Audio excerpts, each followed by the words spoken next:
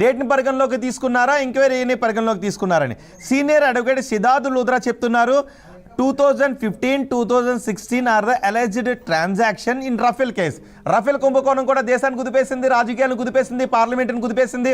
ప్రతిపక్షాలు దానిపైన సిబిఐ ఎంక్వైరీకి ఇవ్వాలి అని కూడా డిమాండ్ చేశాయి. సో ఆ కేసులో కూడా సెక్షన్ 17A అప్లై చేయాలి, సెక్షన్ 17A అప్లికేబుల్ అవుతుంది అని ధర్మాసనాలు అభిప్రాయపడినటువంటి సందర్భం ఉంది అని చెప్పారు. సో ఆ డేట్ ఎప్పుడు జరిగింది, కమిషన్ ఆఫ్ అఫెన్స్ ఎప్పుడు జరిగింది అని అడిగితే అది కూడా 2015-16కు సంబంధించిందని సిద్ధార్థ్ లూథ్రా ఆ విషయాన్ని మెన్షన్ చేశారు. Luthra saying this is to contend that Supreme Court has held that section 17A is applicable with respect to offence committed prior to the amendment.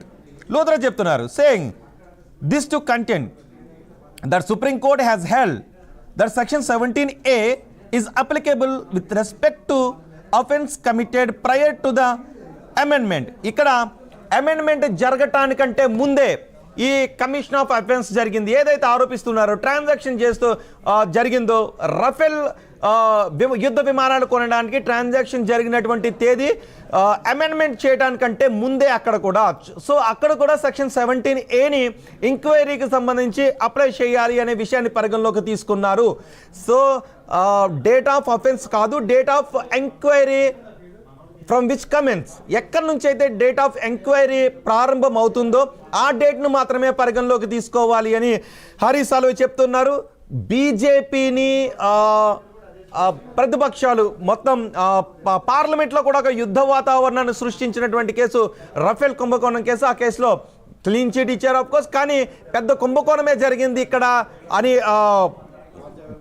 ప్రతిపక్షాలు వాదించినప్పుడు దానికి సంబంధించి జరుగుతున్నటువంటి ప్రొసీజర్లో కూడా, న్యాయమైనటువంటి లీగల్ ప్రొసీజర్లో కూడా సెక్షన్ 17Aను ఉదాహరించారు. సెక్షన్ 17A ఇక్కడ అప్లికేబుల్ అవుతుందనే విషయాన్ని చెప్పారు అని మొన్న కూడా మనం చూసాం.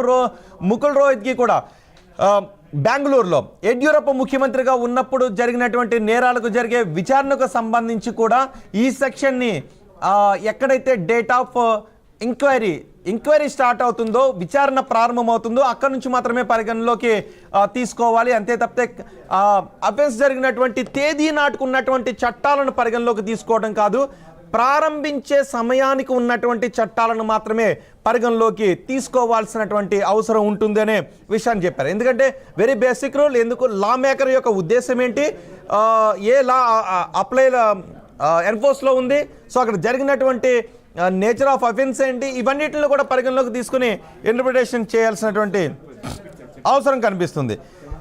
సెక్షన్ 17A అసలు section 17A prevention of corruption యాక్ట్లోని సెక్షన్ 17A ఏం చెప్తుందంటే, no police officer shall conduct any enquiry or investigation into any offence alleged to have been committed by a public servant under this act where the alleged offense is relatable to any recommendation made or decision taken by such public servant in discharge of his official functions or duties without the previous approval in the case of a person who is or was employed at the time when the offense was alleged to have been committed in connection with the affairs of the union or the government. So section 17A ఏం చెప్తుంది అన్న దాని గురించి కూడా మనం చూసాం. Justice Trivedi section 17A applies to offence under PC act, prevention of corruption act. What about IPC offences? Yes, మనం ఇందాక నుంచి కూడా మాట్లాడుకుంటున్నాం.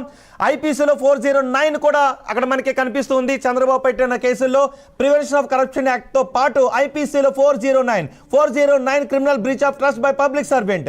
ఈ విషయాన్ని కూడా criminal breach of trust by public servant 7 సంవత్సరాల కంటే పైబడి శిక్షను విధించదగినటువంటి నేరానికి సంబంధించిన విషయాన్ని అక్కడ చెప్తూ ఉంటుంది.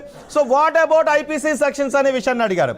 సో ఇక్కడ ఓకే, PC యాక్ట్లో ప్రివెన్షన్ ఆఫ్ కరప్షన్ యాక్ట్లో సెక్షన్ 17A తీసుకుందాం. మరి చాలా క్రూషియల్ క్వశ్చన్ అడిగారు. ఇంతకు ముందు నుంచి కూడా మనం అనుకుంటున్నది, దానికి సీనియర్ న్యాయవాదులు, చంద్రబాబు తరపు న్యాయవాదులు ఏం చెప్తారు, ఏ విధంగా ఇంటర్ప్రిటేషన్ చేస్తారన్నది కూడా మనకి చాలా ఇంపార్టెంట్.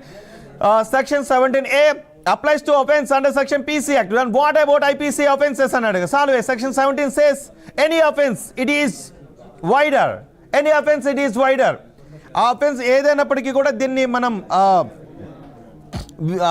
వైడర్ విశాలంగా ఉంటుందని చెప్తున్నారు. Singhvi also emphasises any offence అని చెప్తున్నారు, ఏ నేరానికైనా కూడా అని చెప్తున్నారు. సో ఇక్కడ మనం ఇక్కడ ప్రధానంగా ఇక్కడ ఒక విషయాన్ని మనము చూసుకోవాలి. ఏంటి అంటే ఒకసారి కవిత కేసును మనం రిలేట్ చేసి చూసుకోవాలి. మన సుప్రీంకోర్టులో వాదనలు జరుగుతున్నాయి కవిత కేసుకు సంబంధించి. అంటే ఢిల్లీ లిక్కర్ కుంభకోణానికి సంబంధించి 50 మనీ లాండరింగ్ PMLA సెక్షన్ 50 ప్రకారం కవితకి విచారణకు నోటీసులు ఇవ్వాలని పంపించారు. కానీ అదే సమయంలో కవిత ఏం చేశారు అంటే IPCలో 160 ప్రకారం నాకు మహిళలని కార్యాలయానికి పిలిపించకూడదు, 160 CRPCలో ఆ విషయాన్ని చెప్తుంది, PMLA సెక్షన్ ఈ విధంగా చెప్పినప్పటికీ కూడా అని అన్నారు. సో ఇక్కడ కూడా సేమ్ అదే విషయాన్ని ఇంటర్ప్రిటేషన్ చేశారు. ఇది ఎనీ అఫెన్స్, ఎందుకంటే పాలనా కాలానికి సంబంధించి ఒక అధికారి తన అధికారిక హోదాలో ప్రజా ప్రయోజనాల దృష్ట్యా నిర్ణయాన్ని తీసుకునే స్థాయిలో ఉన్నటువంటి అధికారి తీసుకున్నటువంటి విషయానికి తదుపరి వచ్చినటువంటి అధికారులు ప్రతీకారంతో నిర్ణయాలు తీసుకోకుండా ఉండే విధంగా దీన్ని చెప్పారు. కాబట్టి ఈ సెక్షన్ని IPC కూడా ఎనీ అఫెన్స్కి తీసుకోవాలి. IPCలో ఒకటి చెప్తుందా, ప్రివెన్షన్ ఆఫ్ కరప్షన్ యాక్ట్లో ఒకటి చెప్తుందా అనే విషయాన్ని కాదు అనే విషయాన్ని ఎనీ అఫెన్స్ అన్నారు. ఎనీ అఫెన్స్ అనే పదాన్ని అందుకు వాడారు. జస్టిస్ బోస్ అడుగుతున్నారు, at the stage we are introspecting the pure position of law advanced by you. Then Justice Trivedi చెప్తున్నారు, the question is whether it is applicable to offences under the Indian Penal Code or just PC Act. Yes, it is. చాలా very crucial point. ఇక్కడ మీరు చెబుతున్నది IPCలో ఉన్నటువంటి section కూడానా, prevention of corruption యాక్ట్లో ఉన్నటువంటి section కూడానా అని జస్టిస్ బోస్ అడిగారు. ఎందుకంటే చంద్రబాబు పై పెట్టిన కేసుల్లో IPCలో కొన్ని సెక్షన్స్ పెట్టారు, ఇండియన్ పీనల్ కోడ్లో ప్రివెన్షన్ ఆఫ్ కరప్షన్ యాక్ట్లో కొన్ని సెక్షన్స్ పెట్టారు. సో దీన్ని IPCకి కూడా తీసుకుంటారని. సో జడ్జెస్ కనుక ఇక్కడ లా మేకర్ యొక్క ఉద్దేశం ఎనీ అఫెన్స్ అనే దానిలో ఇక్కడ తీసుకోవాలి. కొన్ని సందర్భాల్లో లా మేకర్ చేసేటప్పుడు లాలో చెప్తుంటుంటారు, ఇతర చట్టాలు ఏ విధంగా చెబుతున్నప్పటికీ ఈ రకమైనటువంటి నేరానికి సంబంధించి విచారణ జరుగుతూ ఉన్నప్పుడు ఈ చట్టంలో ఉన్నటువంటి సెక్షన్స్ మాత్రమే పరిగణలోకి తీసుకోవాలి అని కొన్ని చట్టాల్లో చాలా స్పష్టంగా చెప్తుంటుంటారు. సో అది ఇక్కడ చెప్పారా, చెప్పకపోతే దాన్ని ఏ విధంగా ఇంటర్ప్రిటేషన్ చేయాలి అన్న దాని గురించి కూడా ఇక్కడ క్రూషియల్ అవుతూ ఉంటుంది. సో సింఘ్వి అంటున్నారు, you have a prevention of corruption act offence, PC act offence goes to special court. PC act prevention of corruption act special court పరిధిలోకి వెళ్తుంది అని ఆయన చెప్తున్నారు. In the code of criminal procedure there is nothing like this. CRPCలో ఆ విధంగా లేదు అని చెప్తున్నారు. జస్టిస్ త్రివేది చెప్పారు, the question is whether it is applicable to offences. మీకు జడ్జెస్ ముందు బెంచ్ ముందు న్యాయవాదులు వినిపిస్తున్నటువంటి వాదనలకు సంబంధించి వాళ్ళు ఏమో అడుగుతున్నారు అనే విషయాన్ని నేను మీకు చెప్పబోతున్నాను. ఇన్ ద కోడ్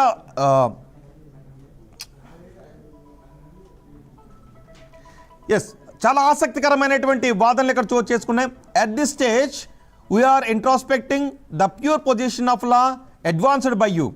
త్రివేది చెప్పారు, the question is whether it is applicable to offences under the Indian penal code or just PC act. ఇది PC యాక్ట్కి మాత్రమేనా లేకపోతే ఇండియన్ పీనల్ కోడ్కేనని రోహిత్కి చెప్తున్నారు. This question is settled by the Supreme Court. Judges are now discussing.